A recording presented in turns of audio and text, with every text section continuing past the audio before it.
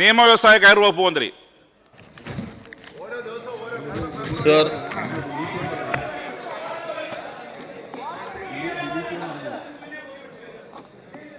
ഇവിടെ പല അംഗങ്ങളും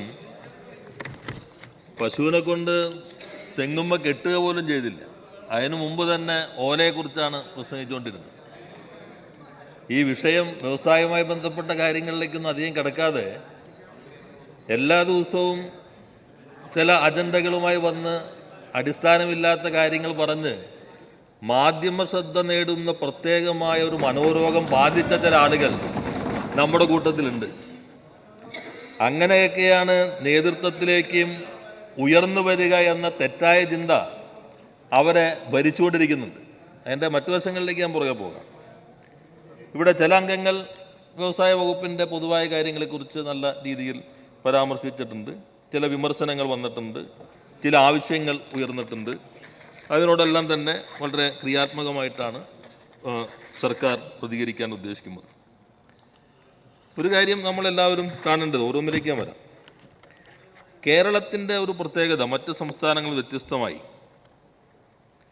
ഇപ്പോൾ തമിഴ്നാട് എടുക്കാം, കർണാടക, ആന്ധ്ര, ഇവിടെ ചിലരെല്ലാം ഉദ്ധരിക്കേണ്ടായില്ല. അവിടേക്ക് ഇത്ര നിക്ഷേപം വന്നില്ലേ? ബഹുമാനായ ശ്രീ ചാണ്ടിയുമ്മൻ, അദ്ദേഹം ഇപ്പോൾ സഭയിലില്ല.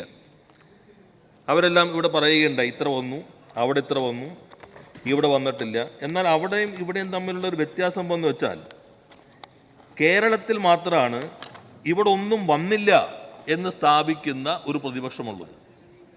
കേരളത്തിൽ മാത്രമാണ് ഇവിടെ വ്യവസായങ്ങളൊന്നും വരില്ല എന്ന് പ്രചരിപ്പിക്കുന്ന ഒരു വിഭാഗം മാധ്യമങ്ങളുമുള്ളത്.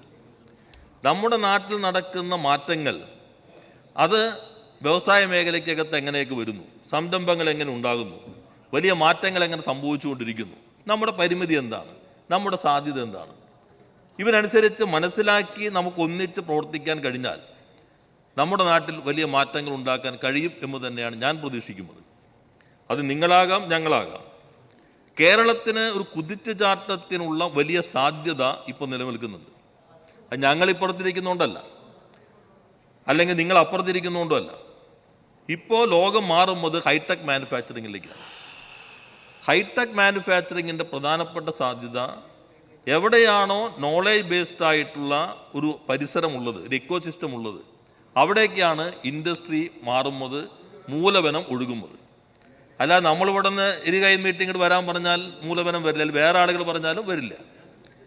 അതിൻ്റെ ഭാഗമായി ഇപ്പോൾ പുതിയ ടെക്നോളജി, AI അല്ലെങ്കിൽ machine learning, big data analysis, block chain technology, robotics, ഇങ്ങനെയുള്ള പുതിയ മേഖലകൾ, അതിൻ്റെ മാനവ വിഭവശേഷിയുള്ള സംസ്ഥാനങ്ങളൊന്ന് കേരളമാണ്.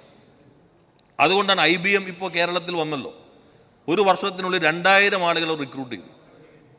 അതേപോലെ നിരവധി കമ്പനികൾ കേരളത്തിലേക്ക് വരുന്നു. ഇപ്പോൾ ബഹുമാനായ മുൻ മന്ത്രി കൂടിയായ ശ്രീ അഹമ്മദ് ദേവർകോവിൽ പറഞ്ഞു, കോഴിക്കോട് സൈബർ സ്പേസിൽ കുറേ കൂടി സ്ഥലം വേണം. ഈ ഗവൺമെൻറ് അധികാരത്തിൽ വന്നതിന് ശേഷം ഞാൻ അവിടെ സന്ദർശിക്കുമ്പോൾ അവരുടെ ആവശ്യമെന്നുള്ളത് ഇവിടെ ഒരു ആങ്കർ ഇൻഡസ്ട്രി വേണം. ഇതിങ്ങനെ ശ്മശാനം പോലെ കിടക്കുകയാണ്, ഇവിടെ വ്യവസായം ഇല്ല. ഇപ്പോൾ പുച്ഛത്തോടു കൂടി ചിരിക്കുന്ന ആളുകൾക്കും അവിടെ പോയി നോക്കാം. അവിടെ പൂർണ്ണമായിട്ടും സ്ഥാപനങ്ങൾ പ്രവർത്തിച്ചുകൊണ്ടിരിക്കുകയാണ്. അവരെല്ലാവരും കൂടി ഇവിടെ വന്ന് ആവശ്യപ്പെട്ടത് ഇനി സ്ഥലം വേണം. അതാണ് ബഹുമാനായ അംഗവും ഇവിടെ ആവശ്യപ്പെട്ടത്. നമ്മൾ KSIDCക്ക് നോർത്ത് സോണിന് വേണ്ടി, മലബാറിൻ്റെ വികസനത്തിന് വേണ്ടി പ്രത്യേകമായൊരു ഓഫീസ് കോഴിക്കോട് ആരംഭിച്ചു. 2006 എടുത്ത് പിന്നീട് മുന്നോട്ട് പോകാതിരുന്ന രാമനാട്ടുകര, അവിടെ നമ്മൾ STF ആരംഭിച്ച് മുഴുവനായിട്ട് അലോട്ട് ചെയ്തു. എല്ലാ സ്ഥലവും പോയി. കുറ്റ്യാടി എത്രയോ കാലമായിട്ടുള്ള നാളികേര പാർക്കാണ്, അവിടെ നമുക്കിപ്പോൾ പാർക്ക് വികസിപ്പിച്ചുകൊണ്ടിരിക്കുകയാണ്. ഇതുകൂടാതെ തന്നെ നമ്മളെ ഇത്തരം കാര്യങ്ങളൊന്നും റിപ്പോർട്ട് ചെയ്യാതിരുന്നവർ ഉൾപ്പെടെ ഇപ്പോൾ വളരെ പോസിറ്റീവായിട്ടുള്ള നിരവധി വാർത്തകൾ നൽകിക്കൊണ്ടിരിക്കുന്നുണ്ട്. അതിപ്പോൾ ഓരോ സ്ഥാപനങ്ങളിലും എത്രമാത്രം മൂലധനങ്ങൾ വന്നിട്ടുണ്ട്, ഏതെല്ലാം ഇൻഡസ്ട്രിയാണ് വന്നുകൊണ്ടിരിക്കുന്നതെല്ലാം നിരവധി വാർത്തകൾ ഈ ഘട്ടത്തിൽ വരികയുണ്ടായി. ഇപ്പോൾ D-Space ലോകോത്തര ജർമ്മൻ കമ്പനിയാണ്. അവർ തിരുവനന്തപുരത്ത് 1000-ലധികം സീറ്റിലാണ് ഇപ്പോൾ പ്രവർത്തനം തുടങ്ങിയിട്ടുള്ളത്. ബഹുമാനായ ഇപ്പോൾ ലോകസഭയിലേക്ക് പോയ പാലക്കാട്ടിൻ്റെ MLA ആയിരുന്ന അദ്ദേഹവും ഞാനും ഒന്നിച്ച് ഉദ്ഘാടന ചടങ്ങിൽ പങ്കെടുത്ത ശ്രീ പ്രഭാകരൻ MLA ഉണ്ടായിരുന്നു. അത്താച്ചി ഒരു NRI ആണ്. അവർ ഇവിടെ വന്ന് വലിയ രൂപത്തിൽ തന്നെ ഉൽപ്പാദനം ആരംഭിച്ചിട്ടുണ്ട്. ഭാരത് ബയോടെക് വാക്സിൻ ഘട്ടത്തിൽ നമ്മൾ എല്ലാവരും ശ്രദ്ധിച്ചിട്ടുള്ളതാണ്. നമ്മൾ ലൈഫ് സയൻസ് പാർക്കിൽ കൊണ്ടുവരാൻ ചർച്ച നടത്തി. ഇപ്പോൾ അവർ അങ്കമാലിയിൽ RCC ന്യൂട്രാ ഫിൽസ് ഭക്ഷ്യ സംസ്കരണത്തിൻ്റെ പുതിയ സംവിധാനം നമ്മുടെ KSITC പാർക്കിൽ അവിടെ അവർ ആരംഭിക്കുകയാണ്. ലോകോത്തര കമ്പനിയാണ്, ബാംഗ്ലൂർ കേന്ദ്രമായിട്ടുള്ളത്. ബഹുമാനായ പ്രതിപക്ഷ ഉപനേതാവും ഞാനും കൂടി ഒന്നിച്ച് പങ്കെടുത്താൻ ലീവേഴ്സ് ഇവിടെ എൻ്റെ ബഹുമാന്യ സുഹൃത്ത് ശ്രീ ലത്തീഫ് പറഞ്ഞത് ഇവിടെ ഒന്നും നടക്കുന്നില്ല. ഞങ്ങൾ ഒന്നിച്ച് പങ്കെടുത്തപ്പോൾ മുസ്ലിം ലീഗിൻ്റെ തന്നെ സംസ്ഥാന വൈസ് പ്രസിഡന്റാണ് അദ്ദേഹം, അങ്ങ് കേട്ടതാണ്. ഇപ്പം മാറി വരുന്ന അന്തരീക്ഷത്തെക്കുറിച്ച് ഇപ്പം നിയമസഭയാകുമ്പോൾ ശ്രീ ലത്തീഫ് അദ്ദേഹത്തിന് ഇങ്ങനെയൊക്കെ പറയേണ്ടി വരും. കാരണം അങ്ങോട്ടും ഇങ്ങോട്ടൊരു മൂർച്ച വേണമല്ലോ. പ്രത്യേകിച്ചും ഇപ്പം നിങ്ങളൊന്ന് ജയിച്ച് നിൽക്കണോണ്ട് ഒന്നുകൂടി കടുപ്പിച്ച് പറയണമെന്നൊരു ഇതിലൊക്കെ തോന്നും. പക്ഷേ യാഥാർത്ഥ്യതല്ല. അദ്ദേഹം തന്നെ അവിടെ വലിയ സ്ഥാപനമാണ്, NRI ആണ്. NRI ആണ്. അപ്പോൾ നിങ്ങളുടെ കൂടെയുള്ള ആളുകളുടെ സമ്മർദ്ദത്തിൻ്റെ ഭാഗമൊക്കെ ആയിട്ടായിരിക്കാം. അവർ വലിയ സ്ഥാപനമാണ്. ഇപ്പോൾ ചെറിയ പ്രശ്നങ്ങൾ വരുന്നു. അപ്പോൾ ഞങ്ങൾ ഒന്നിച്ചാണ് അത്തരം കാര്യങ്ങളിലെല്ലാം ഇടപെടുന്നത്. കാരണം അവിടെ സംരംഭം വരുന്നു, കേരളത്തിന് മാതൃകയായിട്ടുള്ള സംരംഭം വരുന്നു. ആസ്ട്രോ ഗ്ലോബൽ ബിസ്ക്കറ്റ് നിർമ്മാണത്തിൻ്റെ പ്രധാനപ്പെട്ട കമ്പനിയാണ്. അവർ പ്രവർത്തനം ആരംഭിച്ചു. അവിഗ്ന ലോജിസ്റ്റിക് അവരെനിക്ക് തോന്നുന്നു നമ്മുടെ ബഹുമാനായ അങ്കമാലി MLA പാറക്കടവിൽ തന്നെ വലിയ ലോജിസ്റ്റിക് പാർക്കാണ് പാറക്കടവ് പഞ്ചായത്തിൽ ആരംഭിക്കും. വലിയ പാർക്കാണ്. അതോടൊപ്പം തന്നെ ആലുവയിലെ പഴയ ടെക്സ്റ്റൈൽ മില്ലിൽ അവർ വലിയൊരു ലോജിസ്റ്റിക് പാർക്ക് ആരംഭിക്കുന്നുണ്ട്. റീറ്റെയിൽ രംഗത്ത് ബിൽടെക്, നെസ്റ്റോ ഗ്രൂപ്പ് അവിടെ ചെറിയ പ്രശ്നങ്ങൾ ഉണ്ടായപ്പോൾ നമ്മളെല്ലാവരും ഒന്നിച്ചാണല്ലോ വയനാട്ടിലെ പ്രശ്നങ്ങൾ പരിഹരിക്കാൻ ശ്രമിച്ചത്. വെൻഷ്യൂർ അമേരിക്കൻ കമ്പനിയാണ്. വലിയ തോതിൽ തന്നെ ഇപ്പോൾ കേരളത്തിൽ അവരുടെ പ്രവർത്തനം വ്യാപിപ്പിച്ചുകൊണ്ടിരിക്കുകയാണ്. ഡിനിമിറ്റഡ് ടെക്നോളജി, അതിപ്പോൾ ഈ ജാക്കി ജാൻ്റെ സിനിമയുടെ എല്ലാം തന്നെ ഹോളോഗ്രാം ടെക്നോളജി എല്ലാം ഉപയോഗിച്ചിരുന്ന ആ സംവിധാനം ഇറ്റലി കമ്പനി അവരിപ്പോൾ കേരളത്തിൽ പ്രവർത്തനം ആരംഭിക്കുകയാണ്. മുരലിയ അറിയാവുന്നതാണ്, അവരുടെ പ്രവർത്തനം വ്യാപിപ്പിക്കുന്നു. സഫ്രോൻ എയറോസ്പേസിലെ പ്രധാനപ്പെട്ട കമ്പനിയാണ്, അവർ പ്രവർത്തനം തുടങ്ങിയിട്ടുണ്ട്. നീറ്റ ജലാറ്റിൻ അവരുടെ പുതിയ എക്സ്പാൻഷൻ എറണാകുളത്ത് അതിൻ്റെ പ്രവർത്തനം നടന്നുകൊണ്ടിരിക്കുകയാണ്. പിന്നെ ഡയപ്പർ രംഗത്ത് ഇപ്പോൾ സ്വരാ ബേബി വളരെ പ്രധാനപ്പെട്ട ഫേമാണ്. നമുക്ക് റിഫൈനറിയിൽ നിന്നാണ് അതിൻ്റെ ഇപ്പോൾ അസംസ്കൃത വസ്തു വരുന്നത്. പെട്രോ കെമിക്കൽ പാർക്കിൽ അവരുടെ പ്രവർത്തനം വരികയാണ്. ഫ്രഞ്ച് ഫേമൾ TNP ഗ്ലോബൽ, അമേരിക്കയിൽ നിന്നുള്ള ബാബ്കോ ഗ്ലോബൽ, വിയറ്റ്നാമിൽ നിന്നുള്ള സ്റ്റീൽ മാനുഫാക്ചറിംഗ് കമ്പനി സോർത്ത അലാന ഗ്രൂപ്പ് ചേർത്തലയിലാണ്, അവിടെ ആലപ്പുഴ ജില്ലയിൽ അവരുടെ പുതിയ പ്രവർത്തനം. സ്റ്റീൽ ഹോം അപ്ലയൻസസിൻ്റെ ലോകോത്തര വിയറ്റ്നാം കമ്പനിയാണ്. അവർ മാനുഫാക്ചറിംഗ് യൂണിറ്റ് ആരംഭിക്കുകയാണ്. ഇങ്ങനെ വലിയ തോതിൽ തന്നെ നമുക്ക് നിക്ഷേപങ്ങൾ വന്നുകൊണ്ടിരിക്കുന്നുണ്ട്. അതിലിപ്പോൾ 1,00,000 സംരംഭങ്ങൾ നമ്മൾ പറഞ്ഞപ്പോൾ പല രീതിയിലുള്ള ആക്ഷേപമൊക്കെ ഉണ്ടെങ്കിലും 2,57,839 സംരംഭങ്ങൾ വന്നു. ഇതെല്ലാം ജിയോ ടാഗ് ചെയ്ത് മാപ്പ് ചെയ്തിട്ടുണ്ട്. എല്ലാ പഞ്ചായത്തിൻ്റെയും സംവിധാനം ഉൾപ്പെടെ ജിയോ ടാഗ് ഉപയോഗിച്ച് മാപ്പ് ചെയ്തിട്ടുണ്ട്. നമുക്ക് തന്നെ അറിയാം ഏത് സ്ഥാപനം എവിടെയെന്നുള്ളത്. അതിൽ ഞങ്ങളിപ്പോൾ എല്ലായിടത്തും സർവേ നടത്തി. ആ സർവേയിൽ ഒരു 15% സ്ഥാപനങ്ങൾ അടച്ചുപൂട്ടലിൻ്റെ പ്രശ്നമുണ്ട്. 30% ആദ്യ വർഷം MSMEകൾ ഇന്ത്യയിലാകെ അടച്ചുപൂട്ടാനുള്ള റേറ്റ്, മോർട്ടാലിറ്റി റേറ്റ്. അത് 15-ലാണ് നിൽക്കുന്നത്. അതിൽ 400-ലധികം സ്ഥാപനങ്ങളെ ഈ സർവേയുടെ ഭാഗമായി നമുക്ക് പുനർജീവിപ്പിക്കാൻ കഴിഞ്ഞു. അതോടൊപ്പം തന്നെ ഇപ്പോൾ 50 കോടിക്ക് മുകളിൽ, അല്ല 10 കോടിക്കും 50 കോടിക്കും ഇടയിൽ ഈ 2 വർഷത്തിനുള്ളിൽ 98 സ്ഥാപനങ്ങൾ 2209 കോടിയുടെ അവരുടെ പ്രവർത്തനം പൈപ്പ് ലൈനിലാണ്, പ്രൊഡക്ഷനിലേക്ക് വരികയാണ്. 50 കോടിക്ക് മുകളിൽ 35 സ്ഥാപനങ്ങൾ 7,388 കോടി 9 ലക്ഷത്തിൻ്റേത്. അങ്ങനെ 9,598 കോടി KSITC വഴി 10 കോടിക്ക് മുകളിൽ 100 കോടിക്ക് വരെയുള്ള സംരംഭങ്ങൾ ഇപ്പോൾ പ്രവർത്തനം. ഇപ്പോൾ ഇവരെ ഞങ്ങളൊന്ന് പ്രത്യേകം വിളിക്കുന്നു, നിങ്ങളെ വിളിക്കാം. പ്രതിപക്ഷത്തെ ഞങ്ങൾ സംരംഭക സംഗമത്തിൽ പ്രതിപക്ഷ മേധാവിനെ വിളിച്ചാണ്, അദ്ദേഹം വന്നില്ല. അവരെ നമുക്ക് കേൾക്കാം. ഞങ്ങൾ ഇപ്പോൾ ബഹുമാനായ ശ്രീ നജീബ്, അദ്ദേഹം സാധാരണ ഒരു പ്രായത്തേക്കാൾ പക്വതയോടുകൂടി നിയമസഭയിൽ ഇടപെടുന്ന ഒരാളാണ്. പക്ഷെ നേരത്തെ പറഞ്ഞതിൻ്റെ ഒരു വിജയത്തിൻ്റെ ഭാഗമായി ഇന്നൊരു നില വിട്ടുപോയി. തുടക്കത്തിൽ റെയിലിൽ ശരിക്കാവുന്ന ഇടയ്ക്കൊന്ന് പാളം തെറ്റിപ്പോയി. അപ്പോൾ അദ്ദേഹം പറഞ്ഞു, അത്തരം പ്രശ്നങ്ങൾ ഒടുവിൽ വരുന്നുണ്ട്. അദ്ദേഹം പറഞ്ഞൊരു ഭാഗം, സംരംഭകരെ നിങ്ങൾ കേൾക്കൂ, ഞങ്ങൾ എല്ലാ ജില്ലയിലും പോയി കേട്ടു. ഇതുകൂടാതെ എല്ലാ സെക്ടർ വൈസ് ഞാൻ തന്നെ കേട്ടു അവരെന്താ പ്രശ്നങ്ങൾ. ആ പ്രശ്നങ്ങളെ അടിസ്ഥാനപ്പെടുത്തിയിട്ടാണ് നമ്മൾ ചട്ടങ്ങൾ മാറ്റി നിലപാടുകൾ സ്വീകരിച്ചു. അപ്പോൾ ഇവിടെ 2 അഭിപ്രായം നമുക്ക് കേൾക്കാൻ കഴിഞ്ഞു. ബഹുമാനായ ശ്രീ അനൂപ് ജേക്കബ് പിറവം MLA അദ്ദേഹം പറഞ്ഞത്, ആ നിയമം മാറ്റണം. ഇപ്പോൾ ചെറിയ പ്രശ്നമുണ്ടായ പഞ്ചായത്തുകൾക്കൊന്നും അധികാരമില്ല, യഥേഷ്ടം തുടങ്ങുകയാണ്. ബഹുമാനായ നജീബ് പറഞ്ഞത്, പെരിന്തൽമണ്ണ അംഗം പറഞ്ഞത്, നിയമമുണ്ടെങ്കിലും പരാതി വരുമ്പോൾ തന്നെ നിർത്തിവെക്കുക. രണ്ട് അഭിപ്രായം. നമുക്കിപ്പോൾ 50 കോടി രൂപ വരെയുള്ള നിക്ഷേപമാണെങ്കിൽ K-SWIFTന്റെ അക്നോളജ്മെന്റ് ഉപയോഗിച്ച് പ്രവർത്തനം ആരംഭിക്കാൻ കഴിയും. 3 വർഷത്തിന് കഴിഞ്ഞാൽ 6 മാസത്തിനുള്ളിൽ അംഗീകാരം നേടിയാൽ മതി. അതിനിടയിൽ ഒരു പ്രശ്നം ഉണ്ടായത്, പഞ്ചായത്തിൻ്റെ നമ്പർ കിട്ടാത്തതുകൊണ്ട് കണക്ഷൻ കിട്ടുന്നില്ല. അങ്ങനെയുള്ള സമരം ഇടയ്ക്ക് ലോകത്തിലാകെ വാർത്ത വന്നല്ലോ. എന്നാൽ ആ സമരം വരുന്നതിന് മുമ്പ് തന്നെ നമ്മളൊരു തീരുമാനം എടുത്തിരുന്നു. ഇതെല്ലാം പരാതികൾ കേട്ടിട്ട് അക്നോളജ്മെന്റ് നമ്പർ ടെമ്പററി ബിൽഡിംഗ് നമ്പറായിട്ട് പരിഗണിച്ച് ഇലക്ട്രിസിറ്റി കണക്ഷൻ മറ്റ് കണക്ഷനുകൾക്കുള്ള ടെമ്പററി നമ്പറായിട്ട് പരിഗണിക്കാൻ ചട്ടം ഭേദഗതി ചെയ്ത് നമ്മൾ നോട്ടിഫിക്കേഷൻ ഇറക്കി. ആ മാറ്റം വരുത്തി. 50 കോടിക്ക് മുകളിലാണെങ്കിൽ MSMEക്ക് അപ്പുറത്ത് വരുന്ന ഇൻഡസ്ട്രി ആണെങ്കിൽ എല്ലാ രേഖകളോടുകൂടി അപേക്ഷ നൽകിയാൽ നമ്മൾ ഈ നിയമസഭ തന്നെ പാസ്സാക്കി 7 ദിവസത്തിനുള്ളിൽ കോമ്പോസിറ്റ് ലൈസൻസ് കൊടുക്കാം. നമുക്ക് ഒന്നിച്ച് വേണമെങ്കിൽ സംരംഭകരെ കേൾക്കാം. കേരളത്തിലെ സംരംഭകരെ അവരൊരു മാറ്റവും ഉണ്ടായിട്ടില്ല ഈ 2 അല്ലെങ്കിൽ 8 വർഷം കൊണ്ട് എന്ന് അവർ പറയട്ടെ, നമുക്ക് ഒന്നിച്ച് കേൾക്കാം. നമ്മൾ ഒന്നിച്ചത് പ്രചരിപ്പിക്കേണ്ടത്. കേരളത്തിലെ മാറ്റം ഞാൻ നേരത്തെ പറഞ്ഞിട്ടുണ്ട്. നിങ്ങളുടെ കാലത്തും വന്ന കമ്പനികളുണ്ട്, ഈ കാലത്തും വന്നതുണ്ട്. പക്ഷെ നമ്മൾ ലോകത്തിനോട് പറഞ്ഞിരുന്നത് ഒരു ചെറിയ പ്രശ്നം വന്നു, സമരം വന്നു, അത് ലോകാകെ അറിയും. ഇപ്പോൾ വലിയ കമ്പനികൾ വന്നു, ഇത്രയും കമ്പനികൾ വന്നു. പലയിടത്തും നമ്മൾ സംസാരിക്കുമ്പോൾ അവർ ചോദിക്കും, ഇതൊക്കെ വന്നിട്ടുണ്ടോ ഇവിടെ? ആ സഫ്രാൻ ഇവിടെ വന്നോ? ഇത്തരം കാര്യങ്ങളാണ് അവർ സംസാരിക്കുന്നത്. പിന്നെ നമുക്ക് ബാംഗ്ലൂർ അല്ലെങ്കിൽ കാരണം ആന്ധ്ര, തമിഴ്നാട് അതേപോലെ ഇവിടെ വന്നോ? ഗുജറാത്ത് പോലെ വന്നോ? ഗുജറാത്തിൻ്റെ ഇപ്പോൾ നിങ്ങൾ ശ്രദ്ധിച്ചിട്ടുണ്ടാവുമല്ലോ.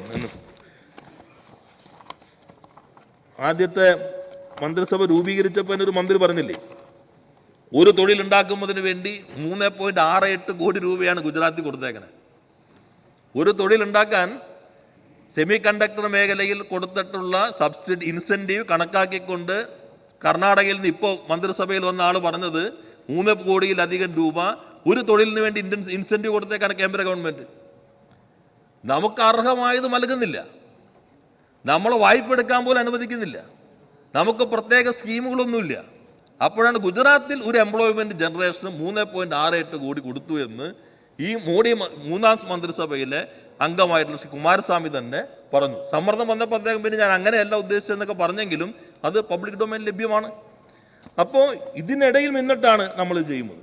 നമുക്കൊരു 1000 ഏക്കർ കൊടുക്കാൻ പറഞ്ഞാൽ കേരളത്തിൽ സാധ്യമാവില്ല. എവിടെ നമ്മൾ കൊടുക്കുക? 1000 ഏക്കറിൽ 100 ഏക്കർ ഭൂമി നമ്മൾ ഏറ്റെടുക്കണമെങ്കിൽ ഒരു 500 പേരോട് സംസാരിക്കണം. തമിഴ്നാട്ടിലോ ആന്ധ്രയിലോ ഗുജറാത്തിലോ 1000 ഏക്കർ എടുക്കാൻ 2 പേരോട് സംസാരിച്ചാൽ മതി. അവരുടെ കയ്യിലാണ്. ലാൻഡിൻ്റെ വാല്യൂ വളരെ ഉയർന്നതാണ്. ഇത് നമ്മുടെ പരിമിതിയാണ്. അതുകൊണ്ടാണ് പുതിയ വ്യവസായ നയം 22 സെക്ടറുകൾ വെച്ച് ആ സെക്ടറുകൾക്കകത്ത് ഏതൊക്കെയാണ് നമുക്ക് ഹ്യൂമൻ റിസോഴ്സ്, ഹൈലി സ്കിൽഡ് ആയിട്ടുള്ള ഹ്യൂമൻ റിസോഴ്സ്, അതാണ് നമ്മുടെ ശക്തി. അതിനനുസൃതമായിട്ടുള്ള തൊഴിലവസരങ്ങൾ സൃഷ്ടിക്കുക. അതാണ് ഞാൻ നേരത്തെ പറഞ്ഞത്. ഒരു ഹൈടെക് മാനുഫാക്ചറിങ്ങിൽ നമുക്ക് വലിയ മുന്നേറ്റത്തിന് സാധ്യത ഇപ്പോൾ വന്നിട്ടുണ്ട്. ആ സാധ്യത ഉപയോഗപ്പെടുത്താനാണ് സർക്കാർ ശ്രമിച്ചുകൊണ്ടിരിക്കുന്നത്. പിന്നെ നമുക്കിപ്പോൾ ഭൂമിയുടെ ലഭ്യതയെ സംബന്ധിച്ച് പറഞ്ഞു. അപ്പോൾ ഒരു പ്രശ്നം വന്നു. ബഹുമാനായ തൃപ്പൂണിത്തുറ അംഗം ഉൾപ്പെടെ ഞങ്ങൾ ചർച്ച ചെയ്തിട്ടുള്ളതാണ്. നമ്മുടെ എസ്റ്റേറ്റുകളിലെ ഭൂമി ഇപ്പോൾ ഒഴിഞ്ഞു കിടക്കുന്നുണ്ട്. ചിലർ ആരംഭിച്ചു, തകർന്നുപോയി, കൈമാറാൻ പറ്റുന്നില്ല. സംരംഭക സമൂഹത്തിൽ അഭിപ്രായം വന്നു. എത്രയോ ദശകങ്ങളായി ചർച്ച ചെയ്ത കാര്യം ഇപ്പം അതിനകത്ത് മാറ്റം വന്നു. നമ്മൾ പുതിയ പോളിസി കൊണ്ടുവന്നു. ഒരാളുടെ ഓണർഷിപ്പ് മാറണോ 25,000 രൂപ അടച്ചാൽ മതി. നേരത്തെ ആക്ടിവിറ്റി മാറാൻ പോലും വർഷങ്ങൾ, അങ്ങേക്കറിയാലോ, വർഷങ്ങൾ എടുക്കുമായിരുന്നു നമ്മുടെ സിസ്റ്റത്തിൽ.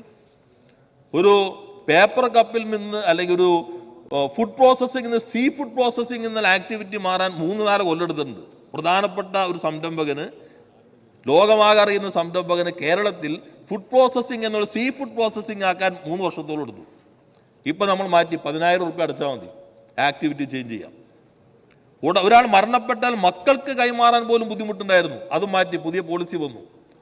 അതിൻ്റെ ഭാഗമായി ഇപ്പോൾ നമ്മുടെ എസ്റ്റേറ്റുകൾക്കകത്ത് നല്ല മാറ്റം വരികയാണ്. ഇതേപോലെ പിന്നെ കിൻഫ്ര KSIDC, കിൻഫ്ര നിങ്ങളുടെ കാലത്ത് നല്ല മുന്നേറ്റം ഉണ്ടാക്കാൻ ശ്രമിച്ചു. ഞങ്ങളുടെ കാലത്ത് നന്നായി തന്നെ മുന്നോട്ട് പോയതാണ്.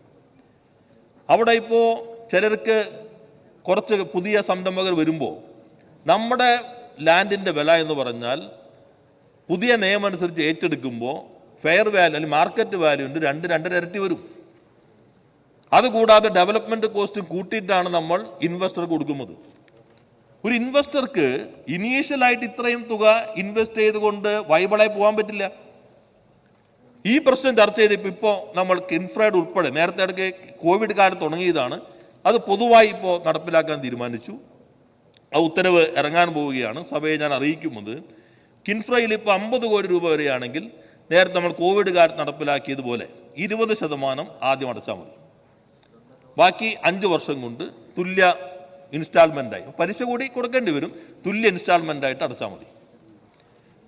അതിന് മുകളിൽ 50 കോടിക്കും 100 കോടിക്കും ഇടയിലാണെങ്കിൽ 2 വർഷം മൊറട്ടോറിയം കൂടി കൊടുക്കും അടയ്ക്കുന്നതിന്. ആദ്യം 20% അടയ്ക്കുക, 2 വർഷം മൊറട്ടോറിയം, പിന്നെ 5 വർഷത്തിനുള്ളിൽ തുല്യ ഇൻസ്റ്റാൾമെൻറ്റുകളായി അടച്ചാൽ മതി. അപ്പോൾ ഇവരും വളർന്നുകൊണ്ടിരിക്കും. ആദ്യം തന്നെ മുടക്കാനേ ബുദ്ധിമുട്ടുണ്ടാവുള്ളൂ. ഈ വളർച്ചയ്ക്കൊപ്പം പലിശ സഹിതം അത് നൽകാൻ കഴിയുമ്പോൾ. ഇനി 100 കോടിക്ക് മുകളിലാണോ, ലാർജ് ഇൻവെസ്റ്റ്മെൻ്റ് ആണോ? ലാർജ് ഇൻവെസ്റ്റ്മെൻ്റ് ആണെങ്കിൽ ആദ്യം 10% അടച്ചാൽ മതി, വീണ്ടും മൊറട്ടോറിയം. അത് കഴിഞ്ഞിട്ട് 9 തുല്യ ഇൻസ്റ്റാൾമെൻറ്റുകളായിട്ട് ഈ പലിശ കൂടി അതിൻ്റെ ഭാഗമായിട്ട് നമ്മൾ എടുക്കും, ടെലസ്കോപ്പിക് ആയിട്ട് എടുക്കും, അതിൻ്റെ ഭാഗമായിട്ട് നൽകിയാൽ മതി. അപ്പോൾ കിൻഫ്രയുടെ പോളിസി മാറുകയാണ്. പിന്നെ ഒരു പ്രശ്നം വന്നത് കിൻഫ്രയിൽ ഒരാൾ തുടങ്ങി, വലിയ നഷ്ടത്തിലായി, അല്ലെങ്കിൽ KSITC പാർക്കിൽ തുടങ്ങി, എക്സിറ്റ് ഇല്ല, കയറിയാൽ പിന്നെ ഇറങ്ങാൻ പറ്റില്ല. ഇപ്പോൾ എക്സിറ്റ് നമ്മൾ കൊണ്ടുവരികയാണ്. 5 വർഷം വരെ ഉള്ളതാണെങ്കിൽ പ്രൊഡക്ഷൻ തുടങ്ങിയിട്ട് 5 വർഷം വരെയാണെങ്കിൽ അതിന് എക്സിറ്റ് ഈ ലീസ് പോളിസിയുടെ ലീസ് പേയ്മെൻറ്റിൻ്റെ 50% കൊടുത്താൽ മതി. അതിനുശേഷം ഓരോ ഘട്ടത്തിലും കുറച്ച് കൊണ്ടുവന്നിട്ട് അവർക്ക് ആർക്കെങ്കിലും എക്സിറ്റ് ചെയ്യണമെങ്കിൽ അതിനാവശ്യമായിട്ടുള്ള സമീപനവും ഈ പോളിസിയുടെ ഭാഗമായിട്ട് എടുക്കുന്നുണ്ട്. അപ്പോൾ KSITC കിൻഫ്ര പാർക്കുകൾക്കകത്ത് ഇപ്പോൾ സംരംഭക സമൂഹം ആവശ്യപ്പെട്ടുള്ള ആ കാര്യത്തിനകത്തും നമുക്ക് നടപ്പിലാക്കാൻ കഴിയും. 5 വർഷം വരെ 50%, 5 വർഷത്തിന് 7 വർഷത്തിനിടയിലാണെങ്കിൽ ലീസ് എമൗണ്ടിൻ്റെ ഡിഫറൻസിന് 20% അടച്ചാൽ മതി. 7 വർഷം കഴിഞ്ഞിട്ടാണ് 10% മാത്രം അടച്ചാൽ മതി. അപ്പം അങ്ങനെ ഇത് സംരംഭകരെ കേട്ടിട്ടാണ് കിൻഫ്രയിലും ഈ മാറ്റങ്ങൾ കൊണ്ടുവരുന്നത്. പിന്നെ നമുക്ക് വലിയ മാറ്റം, ലാൻഡില്ല, ലാൻഡിൻ്റെ വില കൂടുതൽ. അതുകൊണ്ട് ഇപ്പോൾ തദ്ദേശ സ്വയംഭരണ വകുപ്പ് ഗ്രാമ നഗര ആസൂത്രണത്തിൻ്റെ ഭേദഗതി നിയമം നമ്മളിവിടെ പാസ്സാക്കി. അതിനടിസ്ഥാനപ്പെടുത്തി ഇപ്പോൾ ചട്ടം പുറപ്പെടുവിച്ചിട്ടുണ്ട്. ആ ചട്ടത്തിൽ ലാൻഡ് പൂളിംഗ് ഉണ്ട്. ലാൻഡ് പൂളിംഗ് എന്നുള്ളത് ഒരു പ്രദേശത്തെ ലാൻഡ് പൂൾ ചെയ്യാൻ ഉദ്ദേശിക്കുന്നുവെങ്കിൽ അത് നോട്ടിഫൈ ചെയ്യും. ഇന്ന ലാൻഡുകൾ പൂളാക്കി എടുക്കാൻ ഉദ്ദേശിക്കുന്നു. നോട്ടിഫൈ ചെയ്ത് കഴിഞ്ഞാൽ അതിനെ സംബന്ധിച്ച് ഭൂ ഉടമസ്ഥർക്ക് അഭിപ്രായം രേഖപ്പെടുത്താം. ആ അഭിപ്രായം നിശ്ചയ ദിവസത്തിനകം അംഗീകരിക്കുന്നോ ഇല്ലയോ എന്ന് നോക്കി 75% ആളുകളും പോസിറ്റീവ് ആണെങ്കിൽ ആ ലാൻഡ് പൂൾ ചെയ്യും. പൂൾ ചെയ്തിട്ട് ഒരു ഭാഗം വ്യവസായത്തിന് വേണ്ടി വിൽക്കും. ആ വിൽപ്പനയിൽ നിന്ന് കിട്ടുന്ന പണം ഉപയോഗിച്ച് മറുഭാഗം ഡെവലപ്പ് ചെയ്യും. ഡെവലപ്പ് ചെയ്യുന്ന ലാൻഡ് ഉടമസ്ഥർക്ക് തിരിച്ചു കൊടുക്കും. ഇതാണ് ലാൻഡ് പൂളിംഗ്. ലാൻഡ് പൂളിങ്ങിൻ്റെ ചട്ടം പ്രസിദ്ധപ്പെടുത്തി നിയമം നേരത്തെ ഇവിടെ പാസ്സാക്കിയിട്ടുള്ളതാണ്. അങ്ങനെ വരുമ്പോൾ നമുക്ക് പലയിടങ്ങളിലും ഇപ്പോൾ പല ഭൂ ഉടമസ്ഥർക്കും ഇത്തരം താല്പര്യങ്ങൾ ഉണ്ടാകും. അത് നഗര ആസൂത്രണ സംവിധാനത്തിനും കോർപ്പറേഷൻ, മുനിസിപ്പാലിറ്റി, പഞ്ചായത്ത് ഇവർക്കാണ് ഈ അധികാരമുള്ളത്.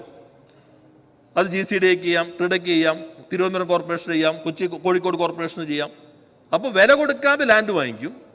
അതിൻ്റെ ഡെവലപ്മെൻറ്റ് കഴിഞ്ഞ് തിരിച്ചു കൊടുക്കുമ്പോൾ നേരത്തെ ഉണ്ടായിരുന്നതിൻ്റെ നിരവധി മടങ്ങ് ആ ലാൻഡിൻ്റെ മൂല്യം വർദ്ധിക്കും. കിട്ടുന്ന ലാൻഡിൻ്റെ അളവ് കുറയാണെങ്കിലും അതിൻ്റെ മൂല്യം വല്ലാതെ വർദ്ധിക്കും. ഇത് പല ഇടങ്ങളിലും വിജയകരമായി നടപ്പിലാക്കിയിട്ടുള്ളതാണ്. അത് കേരളത്തിലും നടപ്പിലാക്കാനാണ് സർക്കാർ ഉദ്ദേശിക്കുന്നത്. അതുവഴി നമുക്ക് ഈ മാറ്റങ്ങൾ ഉണ്ടാക്കാൻ കഴിയും.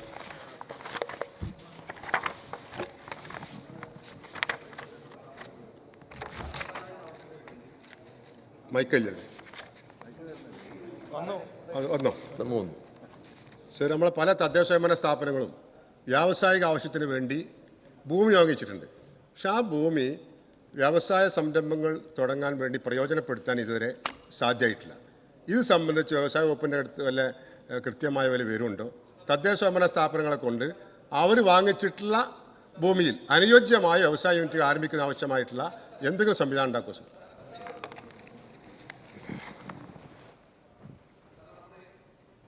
ബാംബു കോർപ്പറേഷൻ നമുക്കറിയാം.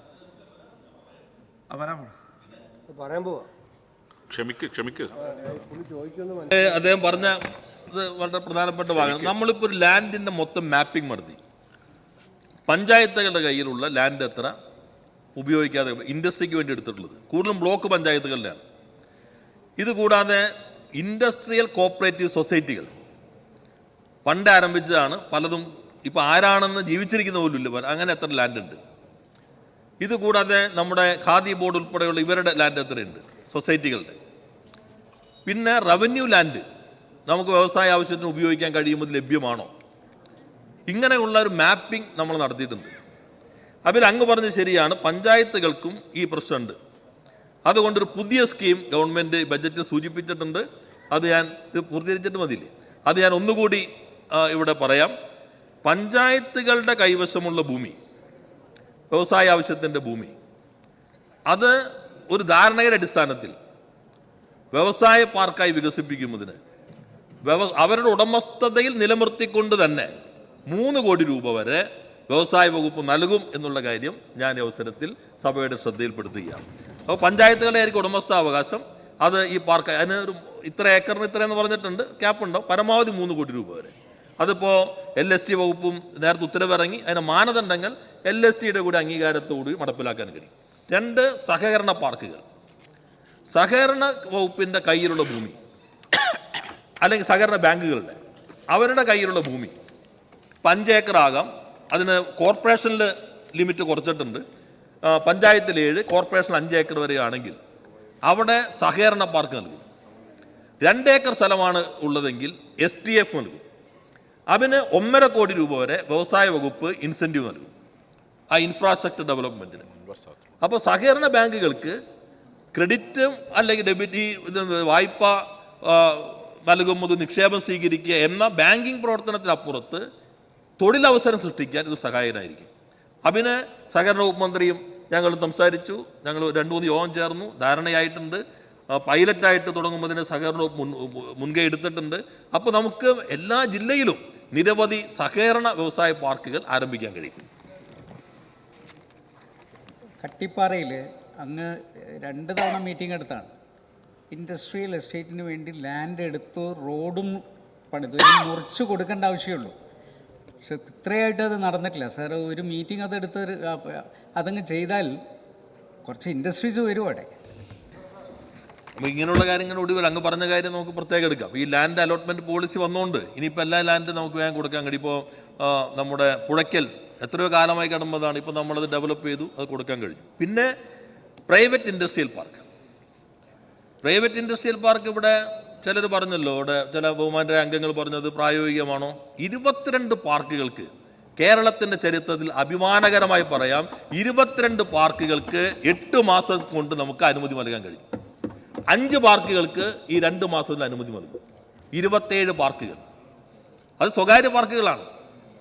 അതിൽ എനിക്ക് ഏറ്റവും അഭിനന്ദനം നൽകാനുള്ളത് ബഹുമാനായ നമ്മുടെ ശ്രീ മാത്യു കുഴൽനാടനോടാണ്. അദ്ദേഹം പറഞ്ഞത് വളരെ പ്രസക്തമായൊരു കാര്യമാണ്. കാരണം എന്താണെന്ന് വെച്ചാൽ, ഇതിന് തടസ്സം എന്താണെന്ന് വെച്ചാൽ, നിങ്ങളുടെ ഈ കമ്മ്യൂണിസ്റ്റ് പ്രത്യയശാസ്ത്രത്തിൻ്റെ ഒരു പിടിവാശി മൂലം 15 ഏക്കറിൽ കൂടുതൽ എക്സംഷൻ കൊടുക്കാത്തതാണ് ഈ കേരളത്തിൻ്റെ വ്യവസായത്തെ തകർത്തത്. ഇതാണ് അദ്ദേഹത്തിൻ്റെ വാദം. എന്നാൽ അദ്ദേഹം തന്നെ പോയിട്ട് ഐപാഡ് ഉണ്ടല്ലോ, പഴയതെന്ന് എടുത്തു നോക്കണം. നമ്മുടെ പത്രസമ്മേളനം, കേരളത്തിലെ സംരംഭകർ ബഹുമാനരായ പ്രതിപക്ഷ നേതാക്കന്മാർ ഉൾപ്പെടെ ആവശ്യപ്പെട്ടിരുന്നു, ഈ എക്സംഷൻ കൊടുക്കാനുള്ള ക്ലോസ് വളരെ സങ്കീർണമാണ്.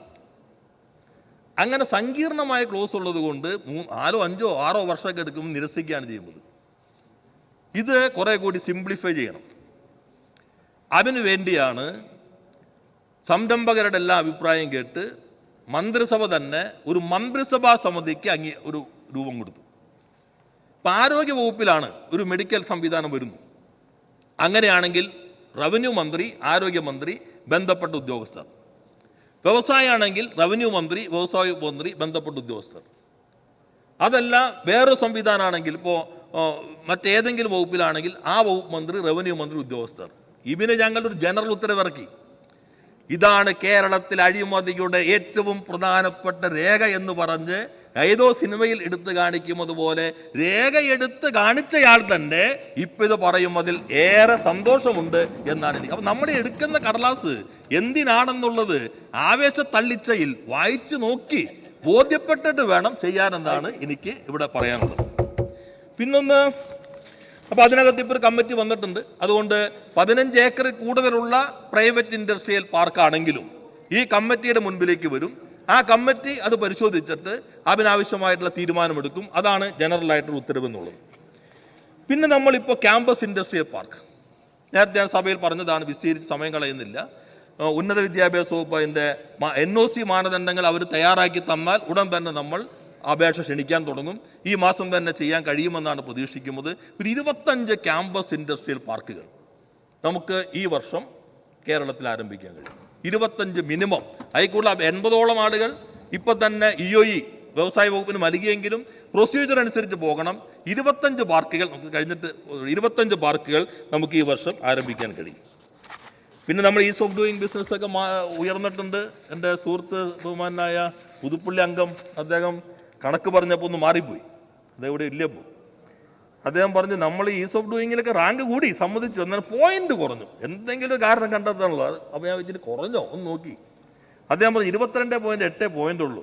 അത് ശരിയാ. അദ്ദേഹം പറഞ്ഞത് 2015 ഇപ്പോഴത്തെ പോയിന്റ് 91.04. അപ്പോൾ പോയിന്റ് ഒന്ന് മാറിപ്പോയതാണ്. അദ്ദേഹം അത് തിരുത്തണം എന്നാണ് എനിക്ക് സൂചിപ്പിക്കാനുള്ളത്.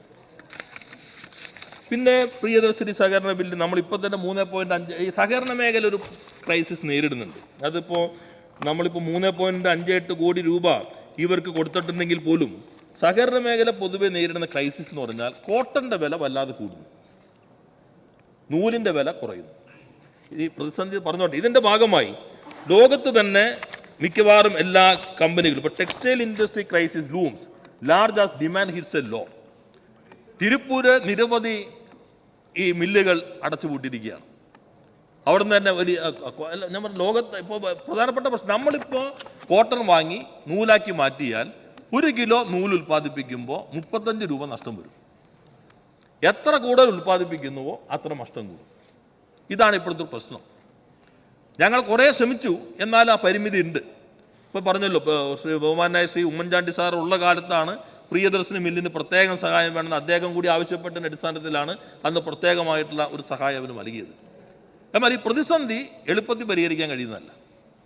അതുകൊണ്ട് നമ്മളിപ്പോൾ ഒരു കോട്ടൺ ബോർഡ് രൂപീകരിക്കാൻ, ദീർഘകാലത്ത് ആവശ്യമാണ്, കോട്ടൺ ബോർഡ് രൂപീകരിക്കാൻ തീരുമാനിച്ചു.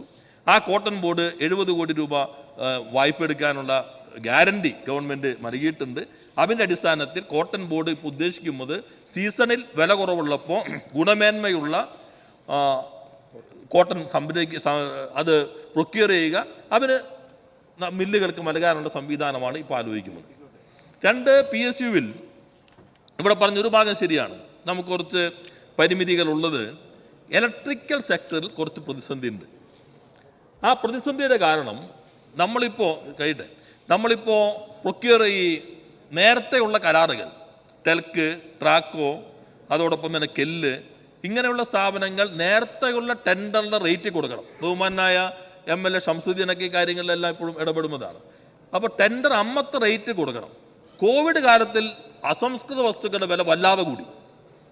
അതോടുകൂടി ട്രാൻസ്ഫോമർ ഉണ്ടാക്കി കൊടുത്താൽ നഷ്ടം കൂടുന്ന സാഹചര്യം വന്നു.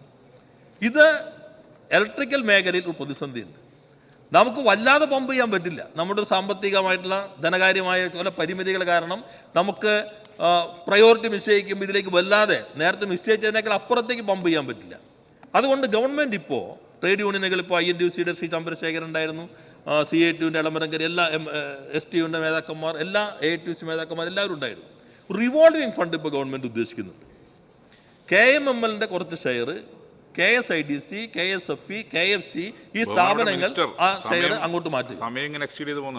ഇത്രയും പ്രധാനപ്പെട്ട ഇതെല്ലാം വെച്ചിട്ട് നമുക്ക് ഒരു ഫണ്ട് ഉണ്ടാക്കുക. ആ ഫണ്ട് ഈ വർക്കിംഗ് ക്യാപിറ്റലിന് വേണ്ടി കൊടുക്കുക. എന്നാൽ അങ്ങനെ കൊടുക്കുമ്പോൾ അത് ബാങ്കബിൾ ആയിരിക്കണം.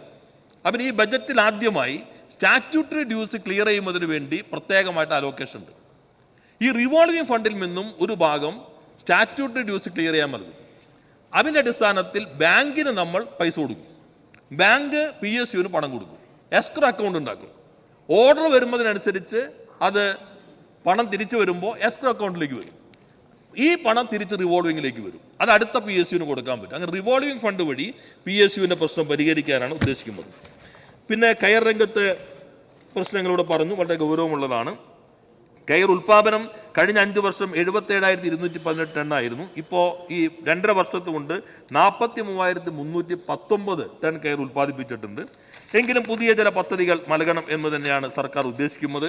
അതിൻ്റെ ഭാഗമായി സഹകരണ സംഘങ്ങൾക്ക് ഇപ്പോൾ നൽകുന്ന മാനേജറിയൽ സബ്സിഡി ഉൾപ്പെടെയുള്ള ആനുകൂല്യങ്ങൾ അതേപോലെ നിലനിർത്തിക്കൊണ്ട് മാനദണ്ഡങ്ങളുടെ അടിസ്ഥാനത്തിൽ 50 കയർ സഹകരണ സംഘങ്ങളെ പ്രത്യേകം തിരഞ്ഞെടുത്ത് അത് ലാഭകരമായ സംഘങ്ങളാക്കി മാറ്റാൻ പ്രവർത്തന മൂലധനമായി പരമാവധി 10 ലക്ഷം രൂപ നൽകും എന്നുള്ള കാര്യം ഈ ഘട്ടത്തിൽ ബജറ്റിൽ നമ്മൾ പ്രഖ്യാപിച്ച അകത്തുനിന്ന് തന്നെ 10 ലക്ഷം രൂപ നൽകുന്ന പദ്ധതി അംഗീകരിച്ചിട്ടുണ്ടെന്ന കാര്യം ഞാൻ അറിയിക്കുകയാണ്. പിന്നെ സംഘങ്ങളുടെ പ്രശ്നം വൈദ്യുതി കുടിശ്ശികയാണ്. അതിനുവേണ്ടി ഒറ്റത്തവണ തീർപ്പാക്കൽ പദ്ധതി നടപ്പിലാക്കാൻ ഗവൺമെൻറ് സഹായിക്കും. പിന്നെ ASM ഡീഫൈബറിംഗ് യൂണിറ്റുകൾക്ക് വൈദ്യുതി ചാർജിൻ്റെ 50% പരമാവധി ഒരു വർഷം 50,000 രൂപ വരെ ഗവൺമെൻറ് സബ്സിഡി ആയിട്ട് നൽകും. ASM ഡീഫൈബറിംഗ് യൂണിറ്റ് ലൂമുകളുടെ തൊഴിലാളികൾക്ക് 3 ലക്ഷം രൂപ വരെ അപകട ഇൻഷുറൻസും 1 ലക്ഷം രൂപ വരെ ആശുപത്രി ചെലവ് നൽകുന്ന പദ്ധതി നടപ്പിലാക്കും. ഇതുകൂടാതെ ഭീമയോജന പദ്ധതിയിൽ 25,000 തൊഴിലാളികൾ അംഗമാക്കാൻ സംസ്ഥാന സർക്കാർ തൊഴിലാളികളുടെ വിഹിതത്തിന്റെ ഭാഗമായി 5 ലക്ഷം രൂപ അതിനും ഭരണാനുമതി നൽകിയിട്ടുണ്ട്. 50 DF യൂണിറ്റുകൾക്കും ASM യൂണിറ്റുകൾക്കും വർഷത്തിൽ ആകെ വൈദ്യുതി ചാർജിന് 50% അല്ലെങ്കിൽ പരമാവധി 1 ലക്ഷം രൂപ സബ്സിഡി നൽകുന്നുണ്ട്. ഇത് കയർ മേഖലയിൽ കുറച്ച് ആശ്വാസം ഉണ്ടാക്കുമെന്നാണ് കരുതുന്നത്. കൈത്തറി മേഖലയിലും സമാനമായിട്ടുള്ള ഈ നേരത്തെ പറഞ്ഞ കോട്ടൺ ബോർഡ്, ഇതുകൂടാതെ ക്ലസ്റ്ററുകളുടെ പ്രവർത്തനം ഇത് ചെയ്യുന്നുണ്ട്. എല്ലാം ഞാൻ വിശദമായി പറയുമില്ല സമയപരിമിതി മൂലം. പിന്നെ നേരത്തെ പറഞ്ഞതുപോലെ മൂലധനം ആകർഷിക്കുന്നതിന് വേണ്ടി ജനുവരി മാസത്തിൽ ഒരു ഗ്ലോബലായിട്ടുള്ള ഇൻവെസ്റ്റേഴ്സിൻ്റെ മീറ്റ് സംഘടിപ്പിക്കുമെന്നുള്ള കാര്യം ഈ ഞാൻ സഭയെ അറിയിക്കുകയാണ്. അതിന് മുന്നോടിയായിക്കൊണ്ട് logistic policy, EST policy, graphene policy, ഇത്തരത്തിലുള്ള പ്രധാനപ്പെട്ട പോളിസികൾ, അത് ലോജിസ്റ്റിക്, എക്സ്പോർട്ട് പോളിസി, ഇത്തരം പോളിസികൾ ഈ ജൂൺ ജൂലൈ മാസത്തിൽ അംഗീകരിക്കും. അതിൻ്റെ തുടർച്ചയിൽ 22 സെക്ടറുകളിലായി 12 റൗണ്ട് ടേബിളുകൾ സംഘടിപ്പിക്കും. രാജ്യത്തെ ആദ്യത്തെ ജനറേറ്റീവ് AIയുടെ ഇന്റർനാഷണൽ കോൺക്ലേവ് ജൂലൈ 11-12 IBMുമായി ചേർന്ന് കൊച്ചിയിൽ വെച്ച് നടക്കുന്ന കാര്യം കൂടി ഞാൻ ഈ ഘട്ടത്തിൽ സഭയെ അറിയിക്കുകയാണ്. ഇപ്പോൾ വ്യവസായ രംഗത്ത് നല്ല മാറ്റം ഉണ്ടാക്കുന്നതിന് നമുക്ക് ഒന്നിച്ച് മുന്നേറാൻ കഴിയും. മറ്റ് ഓരോ MLAമാരും പറഞ്ഞിട്ടുള്ള കാര്യങ്ങൾ അതിന് ഓരോന്നിനായി ഞാൻ മറുപടി പറയുമില്ല, അവയെല്ലാം തന്നെ പോസിറ്റീവായി പരിഗണിക്കും. പിന്നെ നമുക്കിപ്പോൾ നേരത്തെ ഞാൻ പറഞ്ഞല്ലോ, നമ്മുടെ ബഹുമാനായ ലത്തീഫ് അദ്ദേഹം പറഞ്ഞപ്പോൾ ശ്രീ ഉമ്മൻചാണ്ടി, അദ്ദേഹം നമ്മുടെ അടുത്ത സുഹൃത്ത്, അത് പറഞ്ഞു കഴിഞ്ഞിട്ട് ഉമ്മൻചാണ്ടി അദ്ദേഹം ഭരിച്ച കാലമാണ് ഏറ്റവും നല്ലത് എന്ന് പറയുകയുണ്ടായി. ഇപ്പം നമ്മളെ തിരൂരങ്ങാടിയിൽ കൊണ്ടുപോയി മത്സരിപ്പിച്ചു എന്ന് പറഞ്ഞ നമ്മുടെ ബഹുമാനായ AK ആന്റണി, അദ്ദേഹം UDF ഭരിക്കുമ്പോൾ കേന്ദ്രമന്ത്രി എന്നല്ല അദ്ദേഹം അടുത്ത പ്രസംഗത്തിന് 2 വാചകം, ഇംഗ്ലീഷിലല്ല മലയാളത്തിൽ ഞാൻ അദ്ദേഹത്തിൻ്റെ ശ്രദ്ധയിൽപ്പെടുത്താം. കേരളത്തിൽ പുതിയ കേന്ദ്ര സ്ഥാപനങ്ങൾ തുടങ്ങാൻ ധൈര്യമില്ലെന്ന് AK ആന്റണി. LDF സർക്കാരിൻ്റെ കാലത്ത് കേന്ദ്ര വ്യവസായ സ്ഥാപനങ്ങൾ തുടങ്ങുന്നതിന് കലവറയില്ലാതെ പിന്തുണ ലഭിച്ചിരുന്നുവെന്നും എന്നാൽ കഴിഞ്ഞ 1.5 വർഷമായി കേരളത്തിൽ അന്തരീക്ഷം ഇതിന് അനുകൂലമല്ലെന്നും ആന്റണി പറഞ്ഞു. മുഖ്യമന്ത്രി ഉമ്മൻചാണ്ടിയെയും വ്യവസായ വകുപ്പ് മന്ത്രി ശ്രീ PK കുഞ്ഞാലിക്കുട്ടിയെയും തൊഴിൽ വകുപ്പ് മന്ത്രി ഷിബു ബേബി ജോണിനെയും ആരോഗ്യമന്ത്രി VS ശിവകുമാറിനെയും വേദിയിലിരുത്തിയാണ് UDFനെതിരെ ആന്റണിയുടെ കടുത്ത വിമർശനം. അന്നത്തെ കാലത്തെക്കുറിച്ചാണ്, അങ്ങ് വലിയ മകത്തരവാടെന്ന് പറഞ്ഞ കാലത്തെക്കുറിച്ച് നിങ്ങളുടെ നേതാവ് തന്നെ വിശദീകരിച്ചിട്ടുള്ളതാണ്. മലയാളത്തിലാണ് പറഞ്ഞത്, ഇംഗ്ലീഷിൽ. ഞാൻ ലെനിൻ്റെ ഉദ്ധരണിയിലേക്കൊന്നും പോകുന്നില്ല, സമയക്കുറവുള്ളതുകൊണ്ട്. പിന്നെ ഇപ്പോൾ തെരഞ്ഞെടുപ്പിൽ ഞങ്ങൾക്കൊരു പരാജയം ഉണ്ടായി, അതാണല്ലോ നിങ്ങളെല്ലാവരും പറഞ്ഞത്. അതിലെനിക്ക് നജീബ് കാന്തപുരത്തിൻ്റെ പ്രത്യേക നന്ദിയുണ്ട്. അദ്ദേഹം ഇല്ലായിരുന്നുവെങ്കിൽ നമുക്ക് തമിഴ്നാട്ടിൽ നിന്നൊരു MLA കിട്ടില്ലായിരുന്നു. അത്രയും വലിയ പാർട്ടിയാണല്ലോ തമിഴ്നാട്ടിൽ അങ്ങയുടെ പാർട്ടി. അവിടെ നിങ്ങൾ കാണേണ്ടത്, കോയമ്പത്തൂരിൽ ഞങ്ങൾ ജയിച്ച സീറ്റ്, ആ സീറ്റ് DMK പറഞ്ഞു BJPയുടെ പ്രസിഡന്റാണ് മത്സരിക്കുന്നത്, ഞങ്ങളാണ് മുന്നണിയെ നയിക്കും, ഞങ്ങൾ നേരിടാം. ഞങ്ങൾ 5 ലക്ഷത്തിൽ ജയിച്ച ആ സീറ്റ് നിങ്ങൾ അവിടെ മത്സരിക്കണം. ഇതാണ് കേരളത്തിൽ 70% ആളുകൾ, ഇപ്പോൾ ലോക്നീതി CDS സർവേ വന്നല്ലോ, ഹിന്ദു പ്രസിദ്ധീകരിച്ചല്ലോ, കേരളത്തിൽ 70% ആളുകളും അവർ മോഡി അധികാരത്തിൽ വരരുത് എന്ന നിലപാടിൽ വോട്ട് ചെയ്തവരാണ്. ആ വോട്ടിൻ്റെ ആനുകൂല്യം നിങ്ങൾക്ക് കിട്ടി. ഞങ്ങൾക്കറിയാം കുറച്ച് പ്രശ്നങ്ങൾ ഉണ്ടാകും. ഇന്ത്യ എന്ന മുന്നണിയുടെ ഭാഗമായി ഞങ്ങൾ നിൽക്കാൻ തീരുമാനിക്കുന്നതും അതിൻ്റെ സംവിധാനത്തിലേക്ക് എത്തുമ്പോഴും കേരളത്തിൽ ഞങ്ങൾക്ക് കുറച്ച് സങ്കീർണമായി ഈ പ്രശ്നത്തെ അഭിസംബോധന ചെയ്യേണ്ടി വരുമെന്നറിയാം. ഞങ്ങൾ ഇവിടെ എന്ത് അല്ല നോക്കിയത്, രാജ്യത്താകെ വരുന്ന ഈ സംവിധാനത്തിനൊപ്പം എന്ന് നിൽക്കണം. പിന്നെ ഒരു അന്തരീക്ഷം വന്നല്ലോ. നിങ്ങൾ ഈ പഠനങ്ങൾ നോക്കിക്കോ. 38 മണ്ഡലങ്ങൾ BJP പരാജയപ്പെട്ടത് കർഷക സമരങ്ങളുടെ ശക്തി കേന്ദ്രങ്ങളാണ്. പിന്നെ ആരായി സമരം നടത്തിയത്? ഞങ്ങൾ മാത്രം. ഞാൻ പറയട്ടെ, ഞങ്ങൾ മാത്രമാണ് ഇതെല്ലാം ചെയ്തതെന്ന് ഞങ്ങൾ പറയുന്നില്ല. നിങ്ങളുടെ അഖിലേന്ത്യാ നേതൃത്വം പറയോ? ഇതിൻ്റെ രാഷ്ട്രീയത്തെയും അതിൻ്റെ പോരാട്ടത്തെയും ദിശയെ നിർണ്ണയിക്കുന്നതിൽ ഇന്ത്യയിൽ ഇടതുപക്ഷത്തിന് ഒരു പങ്കുമില്ല എന്ന് നിങ്ങളുടെ നേതൃത്വം പറയോ? ഇല്ലല്ലോ. ഇവിടെ പറഞ്ഞില്ലേ, ഗുജറാത്തിൻ്റെ പ്രശ്നത്തിൽ ബിൽക്കിസ് ബാനു കേസിനകത്ത് ഡൽഹിയിലെ സംഭവങ്ങളിൽ ഇടതുപക്ഷം വഹിച്ച പങ്കെന്താ? ഇലക്ട്രോൾ ബോണ്ട് കോടതിയിൽ കൊണ്ടുപോകുന്ന സംവിധാനങ്ങളിൽ എല്ലാം ഇന്ത്യക്കകത്ത് ഈ സംവിധാനത്തിനകത്തും ഇന്ന് ഞങ്ങൾ കേരളത്തിനകത്ത് നിങ്ങൾക്ക് ഇപ്പോൾ 18 സീറ്റ് ജയിച്ചു. ഞങ്ങൾ കഴിഞ്ഞ തവണ ഒരു സീറ്റ്, ഇത്തവണയും ഒരു സീറ്റ്. കഴിഞ്ഞ തവണ ഞങ്ങൾ ഒരു സീറ്റ് മാത്രം ജയിച്ചപ്പോൾ ആ സീറ്റിൽ 2014 ഞങ്ങൾക്ക് കിട്ടിയതിനേക്കാളും കുറഞ്ഞ വോട്ടാണ് കിട്ടിയത്. അത് നിങ്ങൾ കണ്ടോളണം. ഞാൻ കണക്ക് വെച്ചൊന്നും ഞങ്ങൾ ജയിച്ചെന്ന് പറയുന്നില്ല. എന്നാൽ ഇപ്പോൾ ഞങ്ങൾ ഒരു സീറ്റ് ജയിച്ചു, കുറച്ച് ഭേദപ്പെട്ട വോട്ട് അവിടെയും കിട്ടി. നിങ്ങൾക്ക് 18 സീറ്റ് കിട്ടി. എന്നാൽ ഞങ്ങൾ അങ്ങ് പറഞ്ഞത് ഈ തെരഞ്ഞെടുപ്പിലേക്ക് നമ്മൾ പോകുമ്പോൾ നിങ്ങൾക്കൊരു സീറ്റല്ല, നിങ്ങൾക്ക് 2 സീറ്റ് ഉണ്ടായിരുന്നു. ഞങ്ങളുടെ കൂടെ നിന്ന് ജയിച്ച ശ്രീ ചാഴികാടൻ നിങ്ങളുടെ സ്ഥാനാർത്ഥിയായിട്ടുണ്ട്. അങ്ങനെ നിങ്ങൾ 2 സീറ്റാണ്, ആ 2-ൽ 1 കിട്ടിയുള്ളൂ. അപ്പൊ നേരെ 50% പോയി. അതാ സത്യം പറ. അങ്ങയുടെ ഗണിതശാസ്ത്രം അങ്ങയുടേത് മാത്രമായി നിൽക്കട്ടെ. നമ്മൾ വോട്ടുകൾ അടിസ്ഥാനപ്പെടുത്തുന്നത് അതാത് കാലത്ത് വോട്ടിൽ എങ്ങനെ ജനങ്ങൾ രേഖപ്പെടുത്തിയതിനെ അടിസ്ഥാനപ്പെടുത്തിയിട്ടാണല്ലോ, അല്ലാതെ ഇതിനെ അടിസ്ഥാനപ്പെടുത്തിയിട്ടല്ലല്ലോ. പക്ഷേ നിങ്ങളും ഞങ്ങളും കാണേണ്ട ഭാഗങ്ങളുണ്ട്. കോൺഗ്രസും BJPയും നേരിട്ട് മത്സരിച്ച സ്ഥലങ്ങളുടെ സ്ഥിതി നിങ്ങൾ നോക്കിക്കൊള്ളണം. യു പിയിൽ പ്രധാനപ്പെട്ടത് SP ആണ്. കോൺഗ്രസും ആ മുന്നണിയുടെ ഭാഗമായി. ഇപ്പൊ രാജസ്ഥാൻ സിക്കാർ പറയുന്നില്ലേ, ഞാൻ ഈ ലോകസഭാ തെരഞ്ഞെടുപ്പിന് മുൻപ് നടന്ന ഈ സെഷനിൽ ഇവിടുത്തെ നിയമസഭയുടെ അന്ന് ഞാൻ പറഞ്ഞു, രാജസ്ഥാനിൽ നിങ്ങൾ എല്ലാവരുമായി ചേർന്ന് നിൽക്കാൻ തീരുമാനിച്ചിരുന്നുവെങ്കിൽ രാജസ്ഥാനിൽ BJP അധികാരത്തിൽ വരില്ലായിരുന്നു. ഇവിടെ നിങ്ങൾ റെക്കോർഡ് നോക്കിക്കോ, വരില്ലായിരുന്നു. പക്ഷെ നിങ്ങൾ തെലങ്കാനയുടെ എല്ലാം അതിന് മുൻപ് നടന്ന തെരഞ്ഞെടുപ്പുകളുടെ വിജയത്തിന്റെ അടിസ്ഥാനത്തിൽ നിങ്ങൾ ഒറ്റയ്ക്ക് വെക്കാൻ തീരുമാനിച്ചു. ഞാനിവിടെ കർണാടകയുടെ ഞാനിവിടെ ഞങ്ങൾ ചെറിയ പാർട്ടി ആയിരിക്കാം, പക്ഷെ ഞങ്ങൾക്കും കുറെ മണ്ഡലങ്ങളിൽ വോട്ടുണ്ടായിരുന്നു. നിങ്ങൾ പരാജയപ്പെട്ട മണ്ഡലങ്ങൾ നോക്കിക്കഴിഞ്ഞാൽ ആ വോട്ട് കൂടി ഉണ്ടായിരുന്നുവെങ്കിൽ നിങ്ങൾ ജയിക്കുമായിരുന്നു. ചിലയിടങ്ങളിൽ ഞങ്ങളും ജയിക്കുമായിരുന്നു. അങ്ങനെ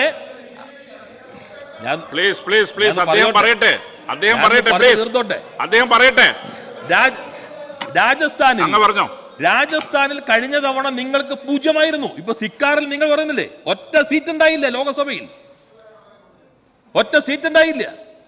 അവിടെ നിന്ന് ഞാൻ പറയട്ടെ, നിങ്ങൾ എന്തിനാ അസ്വസ്ഥന ഉള്ളത് പറയുമ്പോൾ എന്തിനാ തുള്ളൽ വരണേ? അസ്വസ്ഥമാകാതിരിക്കും. കാര്യങ്ങൾ പറഞ്ഞ് നിങ്ങൾക്ക് പറഞ്ഞോ. നിങ്ങൾ എങ്ങനെയാണ് ഇപ്പൊ മുന്നണി സംവിധാനം വന്നു? കഴിഞ്ഞ നിയമസഭാ തെരഞ്ഞെടുപ്പ് ഉത്തർപ്രദേശ് 7 ഘട്ടം, 5 ഘട്ടത്തിലും രാഹുൽ ഗാന്ധി ഒരു പ്രചരണത്തിൽ പോലും വന്നില്ല. ഗൂഗിൾ സെർച്ച് ചെയ്ത് നോക്കിക്കോ.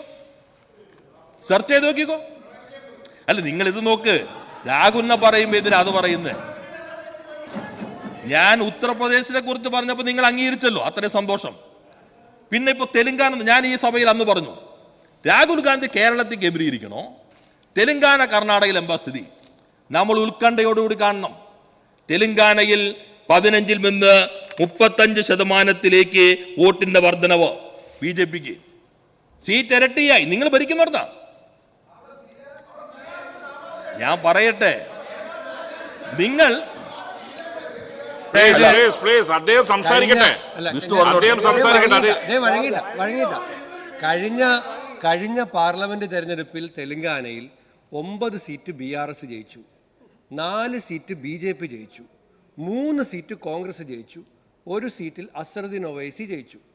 ഇത്തവണ 4 സീറ്റ് ഉണ്ടായിരുന്ന BJP 8 ആക്കി, 3 സീറ്റ് ഉണ്ടായിരുന്ന കോൺഗ്രസും 8 ആക്കി, 9 സീറ്റ് ഉണ്ടായിരുന്ന BRS 0 കോൺഗ്രസ് ജയിക്കാതിരിക്കാൻ വേണ്ടിയിട്ട് അവരുടെ വോട്ട് BJPക്ക് ട്രാൻസ്ഫർ ചെയ്തു. ഇതാ സംഭവിച്ചത്. അങ്ങ് മനസ്സിലാക്കിയാൽ മതി. അങ്ങ് കാര്യങ്ങൾ പഠിക്കാൻ നോക്കുന്നതാണ്. ഈ സഭയിൽ ഞാൻ അവസാനം അടുത്ത പ്രസംഗത്തിൽ നിങ്ങൾ നോക്കിയാൽ മതി. അതെ, ചുമതലയുള്ള ആളെ ഇവിടെ പറയണ്ടേ. അന്ന് ഞാൻ പറഞ്ഞു BRS ദുർബലമാണ്. നിങ്ങൾ നോക്കിക്കോ രേഖയിൽ. ആ ദുർബലമായ സാഹചര്യത്തിൽ കൂടുതൽ വോട്ട് നിങ്ങൾ അവിടെ കേന്ദ്രീകരിക്കണമായിരുന്നു. നിങ്ങൾ അത്രയും ചെയ്തില്ലെന്ന് ഞാനന്ന് നോക്കിയാൽ മതി. പക്ഷെ ഞാൻ പറഞ്ഞത് നമ്മൾ ആശങ്കപ്പെടേണ്ടത് 35% അവർ കൂടി. ഇനി ലീഗിൻ്റെ ദയാവായ്പോടുകൂടി ഞങ്ങൾ ജയിച്ച സംസ്ഥാനം ഉണ്ടല്ലോ തമിഴ്നാട്, ആ സംസ്ഥാനത്തും ഞങ്ങൾ അദ്ദേഹം പറഞ്ഞതാണ്, ലീഗ് ഇല്ലായിരുന്നെങ്കിൽ നമ്മൾ ആകെ പ്രശ്നത്തിലായി പോനെ. DMK പോലും ജയിപ്പിച്ചത് നജീബ് കാന്തപുരമാണെന്ന് അദ്ദേഹം പറഞ്ഞാൽ ഞാൻ അത്ഭുതപ്പെടില്ല. ഇവിടെ ഞങ്ങൾ നോക്കുന്നത് തമിഴ്നാട്ടിൽ 3.1% വോട്ടുണ്ടായി BJP 11.24% എത്തി. ദക്ഷിണേന്ത്യയിൽ നമ്മളെല്ലാവരും പ്രതീക്ഷിച്ചതുപോലെയുള്ള ഒരു മാറ്റം വോട്ടർമാരിൽ പ്രതിഫലിച്ചിട്ടില്ല. BJPക്ക് ഇങ്ങനെ നിൽക്കാൻ കഴിഞ്ഞതിൻ്റെ ഒരു കാരണം ദക്ഷിണേന്ത്യ കൂടിയാണ്. ദക്ഷിണേന്ത്യയുടെ പൊതുവായ രാഷ്ട്രീയം, പൊതുവായ സംസ്കാരം, അതിനകത്തേക്ക് ഹിന്ദുത്വയ്ക്ക് കയറാൻ കഴിയുന്നു. കുറെ കൂടി ശക്തമായ ദ്രാവിഡീയൻ രാഷ്ട്രീയവും സംസ്കാരവുമുള്ള തമിഴ്നാട്ടിൽ പോലും വോട്ടിംഗ് നില അവർ വർദ്ധിപ്പിക്കുന്നു.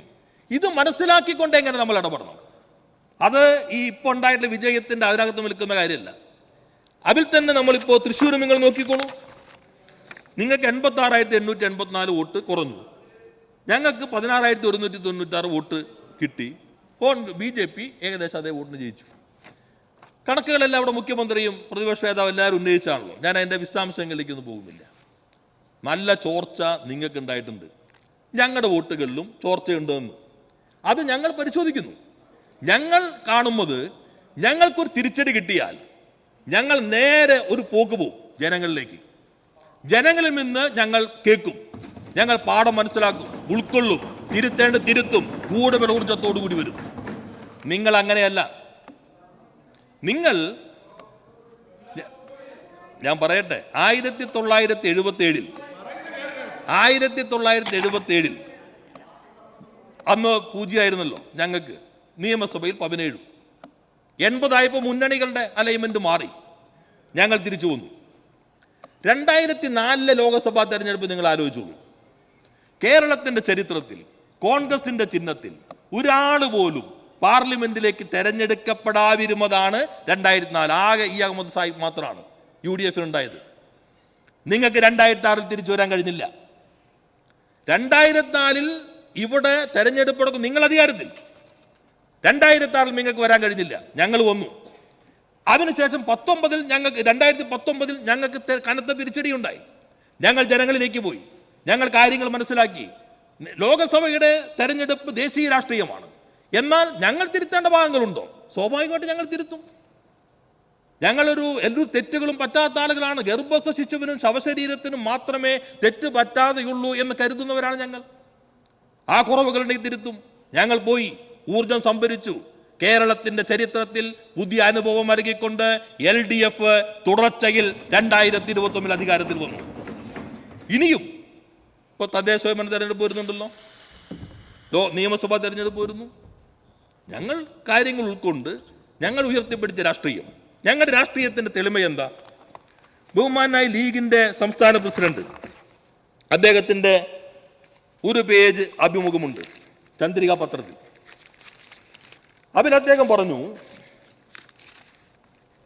CPM കേരളത്തിൽ നടത്തുന്ന നേരത്തെ പറഞ്ഞ രീതിയിൽ മുസ്ലിം വിരുദ്ധ പ്രചരണങ്ങളാണ് ഇവർക്ക് അവസ്ഥ ഉണ്ടാക്കിയത്. ശ്രീ വെള്ളാപ്പള്ളി നടേശൻ പറഞ്ഞു, മുസ്ലിം പ്രീണനം അതിര് വിട്ടു, അതാണ് ഇടതുപക്ഷത്തിന്റെ സ്ഥിതി ഉണ്ടാക്കിയത്. BJPയുടെ പ്രസിഡന്റ് പറഞ്ഞു, മുസ്ലിം പ്രീണനം CPM നടത്തുന്നു, അവരുടെ ബേസ് ഹിന്ദു വിഭാഗങ്ങളാണ്, അതുകൊണ്ട് ഹിന്ദു വിഭാഗം അവർ ഒറ്റപ്പെടുന്നു. ഈ രണ്ട് പ്രസ്താവനകൾ ഞങ്ങൾ കാണുന്നത് ഞങ്ങൾ ഉയർത്തിപ്പിടിച്ച ശരിയായ വർഗീയ വിരുദ്ധ നിലപാടിനുള്ള അംഗീകാരമായി തന്നെയാണ്. ഞങ്ങൾക്ക് പ്രീണനമില്ല, ഞങ്ങൾക്കൊരു നിലപാടുണ്ട്, പൊളിറ്റിക്കൽ പൊസിഷനാണ്. ഗാസയിൽ ഞങ്ങൾക്കൊരു നിലപാടുണ്ട്, ഏത് പ്രശ്നത്തിനകത്ത് ഞങ്ങൾക്ക് നിലപാടുണ്ട്. ആ നിലപാട് വോട്ടിന്റെ അടിസ്ഥാനത്തിലല്ല. ചിലപ്പോൾ ഞങ്ങളുടെ നിലപാട് അതേപോലെ ജനങ്ങളിലേക്ക് വേണ്ടത്ര എത്തിയിട്ടുണ്ടാവില്ല, കുറവുകളുണ്ടാകും. പക്ഷെ ഞങ്ങൾ ആ നിലപാട് ഒരു പൊളിറ്റിക്കൽ പൊസിഷനാണ്. അതുകൊണ്ട് ഇപ്പോൾ ഉള്ളതിൽ നിങ്ങൾ നന്നായി അഹങ്കരിച്ചോളൂ, ഒരു കുഴപ്പമില്ല. നിങ്ങൾക്കൊരു ഗുണം, നിങ്ങൾക്കൊരു മാധ്യമങ്ങളുടെ ഒരു പ്രിവിലേജ്, ഒരു പരിലാളനയുണ്ട്. ഇപ്പം ഞങ്ങളുടെ പഞ്ചായത്ത് മെമ്പറുടെ അകന്ന ബന്ധു വിമാനത്താവളത്തിൽ വെച്ച് സ്വർണം കടത്തുമ്പോൾ പിടിച്ചാൽ ഇപ്പൊ പോലും ന്യൂസ് അവർ ചർച്ച തീർന്നിട്ടുണ്ടാവില്ല. മറ്റ് നേരിട്ട് ബന്ധമുണ്ടെന്ന് ഞാൻ പറയുന്നേ ഇല്ല, ഉണ്ടാവില്ല. പക്ഷേ പ്രതീതി എങ്ങനെയായിരിക്കും വരാം? അങ്ങയോട് പ്രസിഡന്റ് നടത്തിയ പരാമർശം ഞാൻ തന്നെ പറഞ്ഞു, ഞങ്ങൾ ഒരിക്കലും ബഹുമാനായ പ്രതിപക്ഷ നേതാവെന്ന് പറയുള്ളൂ. അങ്ങനെ ആയിരുന്നുവെങ്കിൽ എത്ര ദിവസം ഞങ്ങളിൽ ആരെങ്കിലും ആയിരുന്നുവെങ്കിൽ എന്താകുമായിരുന്നു ചർച്ച? അപ്പൊ നിങ്ങൾക്കൊരു മാധ്യമ പരിലാളനയുണ്ട്, പ്രത്യേകമായ സംരക്ഷണമുണ്ട്. അതുകൊണ്ട് ഞങ്ങൾ പറയുന്ന കാര്യങ്ങൾ വേണ്ടത്ര ജനങ്ങളിലേക്ക് എത്താതെ പോകുമ്പോഴുണ്ടോ ഞങ്ങൾ പരിശോധിക്കും. അതിനാവശ്യമായ മാറ്റങ്ങൾ വരുത്തണോ അത് ഞങ്ങൾ വരുത്തും. പ്രചരണ രീതിയിൽ മാറ്റം വരുത്തണോ? നമുക്ക് കേരളത്തിൽ BJPക്കെതിരെ BJP വരാതിരിക്കുന്നതിന് വർഗീയതയുടെ ഈ ഹിന്ദുത്വ ശക്തികൾ രാഷ്ട്രീയം കേരളത്തിൽ വരാതിരിക്കാൻ ഞങ്ങൾ ആവശ്യമായ നിലപാടുകൾ എല്ലാം സ്വീകരിക്കും. ഇതാണ് പ്രധാനമായിട്ടും രാഷ്ട്രീയമായ കാര്യങ്ങൾ എനിക്കിവിടെ സൂചിപ്പിക്കാനുള്ളത്. മറ്റ് കാര്യങ്ങളിലേക്കും ഞാൻ സന്ദർഭത്തിൽ പോകുന്നില്ല. വ്യവസായ മേഖലയിൽ നമുക്ക് നല്ല മാറ്റമുണ്ടാക്കി നാടിനെ മുന്നോട്ട് കൊണ്ടുപോകാൻ കഴിയാം. കേന്ദ്ര സർക്കാരിൻ്റെ സമീപനം നേരത്തെ യൂണിയൻ ഗവൺമെൻറ് പറഞ്ഞല്ലോ, കൊച്ചി ബാംഗ്ലൂർ ഇൻഡസ്ട്രിയൽ കോറിഡോർ. ഇപ്പോൾ ഗിഫ്റ്റ് സിറ്റി പേര് പറ്റില്ല എന്ന് പറഞ്ഞു. നിങ്ങൾ ആ പേര് ഉപയോഗിക്കാൻ പാടില്ല, ഗുജറാത്ത് ഉപയോഗിച്ചു, നമുക്ക് അംഗീകാരം നൽകിയിട്ട് ഇപ്പം ഗ്ലോബൽ സിറ്റി എന്നാക്കി. യഥാർത്ഥത്തിൽ നമ്മൾ അവർ 50% സംവിധാനം അംഗീകരിച്ചത് ഒരു വർഷമായിട്ട് യൂണിയൻ ഗവൺമെൻറ് മുൻപിലിരിക്കുകയാണ്, അംഗീകാരമില്ല. അതുകൊണ്ട് UDFൻ്റെ MP-മാർ പഴയ സമീപനം മാറ്റി കേരളത്തിന് വേണ്ടി ശബ്ദിക്കുവാൻ തയ്യാറാകണം. അതുകൊണ്ട് ഇത്തരം പദ്ധതികൾക്ക് അംഗീകാരം കിട്ടാൻ എല്ലാവരും ഒന്നിച്ച് നിൽക്കണം.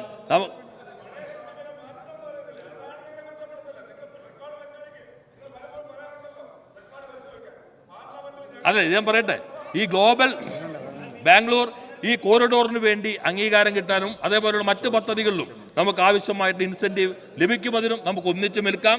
ഒപ്പം തന്നെ കേരളത്തിൻ്റെ വ്യവസായ മേഖലയിൽ നേട്ടങ്ങൾ ഷോക്കേസ് ചെയ്തുകൊണ്ട് കൂടുതൽ ഇൻവെസ്റ്റ്മെൻറ്റ് കൊണ്ടുവരാൻ ഓരോരുത്തരും, ഓരോ MLA-മാരും, ഓരോ രാഷ്ട്രീയ പാർട്ടിയും നാടിൻ്റെ താല്പര്യം മുൻനിർത്തണം. മറ്റ് സംസ്ഥാനങ്ങളിലെല്ലാം സങ്കുചിതമായ രാഷ്ട്രീയ താല്പര്യങ്ങൾക്കപ്പുറത്ത് നാടിൻ്റെ താല്പര്യം മുൻനിർത്തിക്കൊണ്ടാണ് നിലപാട് സ്വീകരിച്ചിട്ടുള്ളത്. അത് നമുക്ക് ഒന്നിച്ചു പോകാം എന്നും സൂചിപ്പിച്ചുകൊണ്ട് ധനാഭ്യർത്ഥനകൾ പാസ്സാക്കണമെന്ന് ഞാൻ അഭ്യർത്ഥിക്കുന്നു. യെസ്